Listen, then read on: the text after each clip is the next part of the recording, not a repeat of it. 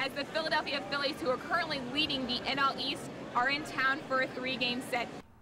With Falcons OTAs wrapping up this week, everyone seems to be remaining optimistic. Right-hander Chris Medlin will get the start for Atlanta, while Johan Santana will get the ball for the Mets. Well, with Roy Halladay and company taking care of business here last night, they evened up the series and took back first place in the NL East. Jackets will send Mark Pope and his 6-0 record to the mound, while the Bulldogs will give Blake Dietrich the ball. Game 1 is tonight here at Turner Field. Tommy Hanson will take the mound for the Braves. And former Atlanta Falcons quarterback Michael Vick was reinstated to the NFL today. Well, the Braves are back home from their West Coast road trip and host the Rockies for a 3-game set.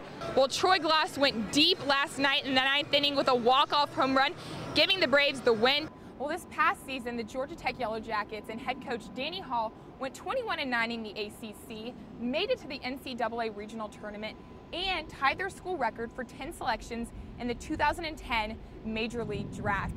I recently had the opportunity to catch up with Coach and see what his thoughts were on this past season. One of the things that I always try to take pride in is sustaining our program at a national level. You never lose sight of just how hard our players work, how much they put into it, how hard my staff works to make us a good program and a nationally ranked program. When you look back and see how many games we won, see how well we played in the ACC, see 10 guys get drafted off of your team. Anytime you have that many guys selected, I think it means that 3 or 4 years ago you were right when you recruited them.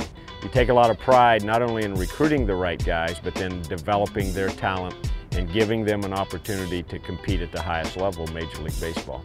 My advice is just, kind of do what they've been doing, hope that we have prepared them to compete at that level, but they've got to work hard and understand how hard it is to make it to the major leagues, but give it everything they got. Don't look back 5 years down the road and say, boy, I wish I would have done things differently when I got my chance to play. I feel like we have one of the best recruiting classes today. We have 16 guys that we're hoping show up in here in the fall to school to kind of start their career at Georgia Tech.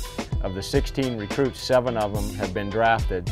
So Major League Baseball has until August 16th to sign those guys. And we're going to hold our breath until midnight on August 16th. So if we can get them on, it's going to kind of start a new era of Georgia Tech baseball. We hope that on August 17th we can say, hey, this is one of the best recruiting classes we've ever had. Coming back, I think the strength of our team coming back is going to be our pitching. We have Mark Pope back, who pitched great for us and certainly won a game in the NCAA tournament. We have Jed Bradley, who I think will be one of the best pitching prospects in the country. We have Buck Farmer, who pitched real good in relief for us against Alabama in the regionals. We have Kevin Jacob back, who we were counting on to be our closer. He had an injury throughout the year that kind of kept him from being our closer. So I feel like we have 4 solid pitchers right there coming back that can help us win.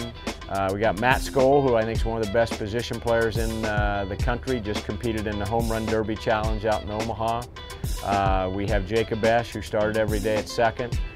We have Brandon Thomas, who probably started 25 games in the outfield when Jay Dantzler got hurt. So I feel like we have some nucleus of players back, but if I had to say, what's coming back that's the best, it's our pitching staff.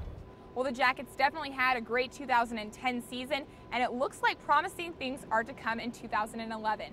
From here at Russ Chandler Stadium, I'm Kelly Boring with Fox Sports South. Ken Lincecum on the mound tonight for the Giants. Things could swing San Francisco's way. In the words of Nate McLouth, it'll be a fun challenge to face the Cy Young winner and 2009 All-Star pitcher Tim Lincecum, but the Braves are on a roll right now. They've won their last 4 games and are currently 2nd in the NL East and 6th overall in the National League. And with Chipper Jones, Yunel Escobar, and Martin Prado all batting above 300, tonight's game should be an interesting matchup. Things kind of like that get contagious from night to night and from inning to inning, and it's certainly a lot more fun when things are going good than when they're not.